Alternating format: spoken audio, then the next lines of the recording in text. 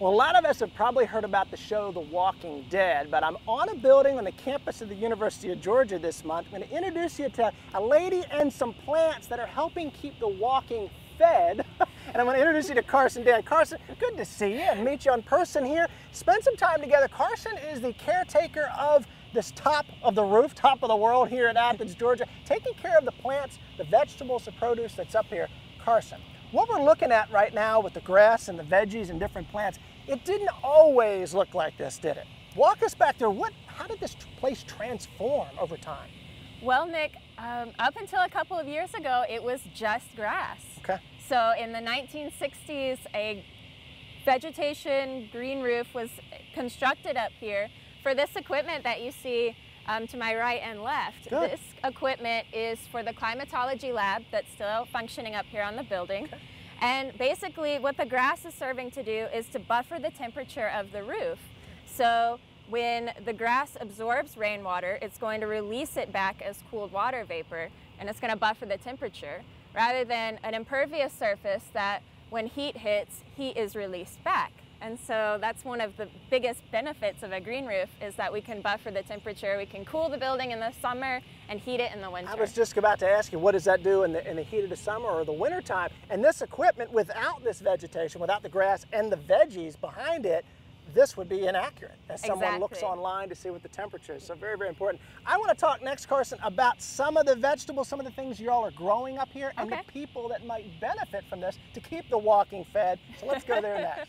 All right.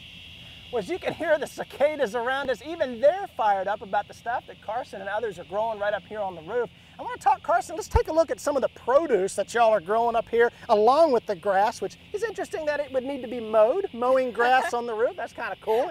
Who gets to do that? Carson, that's really cool. What do we got right here? Summer squash. Excellent, Yeah. excellent. So that kind of growing along right now, one of the things that you're doing here is growing the squash. What else? I mean, this is one part of a salad I might make. What else? Oh, Nick, we got most of your summer crops up here right now. We got tomatoes, peppers, some okra growing, asparagus, but then we also have fruit crops. So we've got blackberries along the edges of the roof, blueberries back behind me, and then a fig tree all the way over by the lab. Wow. So you're not just growing this stuff to eat it yourself, right? I mean, No. So who's getting this? I mean, you guys have like a big bowl in the grad student office, or are you donating this? Talk about keeping the walking fed. How do you do that?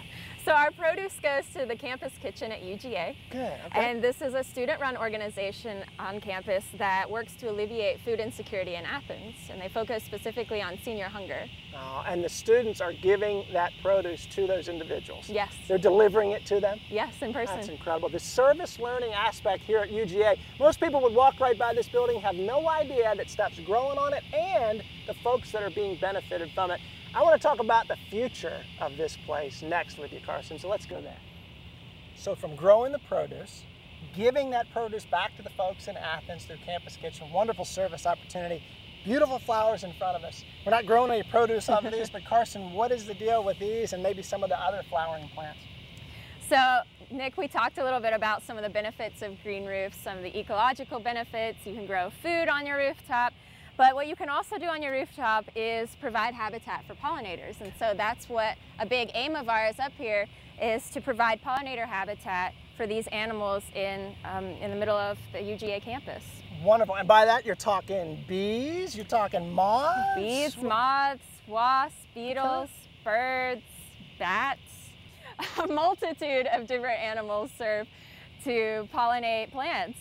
That's excellent. And to be able to see this, would you want others to see this garden? What's your vision for this place going forward? I would love to see it opened up to more tours, to work days, to students and community members able to come up here and learn about the benefits of green roofs, learn about ways that they can grow their own food, provide pollinator habitat in their communities. Excellent. And we're going to be able to tell the folks at home how they can learn more about this place at UGA. Wonderful. Carson, thanks so much for spending time with me today. I know everybody's going to love this. Such an interesting thing. When you're on the campus of the University of Georgia and you happen to be walking down on the street, maybe at a game, think about on the roof of the geography building some of the wonderful things that are being grown up here. Well, you all know what to do. Check us out on Facebook and like the Georgia Farm Monitor Facebook page. While you're there, Ranger Nick's got a Facebook page. Reach out to me. I love hearing from you in Georgia and all around the country. And until next time, Carson, we always say enthusiasm is contagious. So pass it on. I have these sudden bursts of it. Y'all, thanks so much for watching. We look forward to seeing you right back here next month. See ya.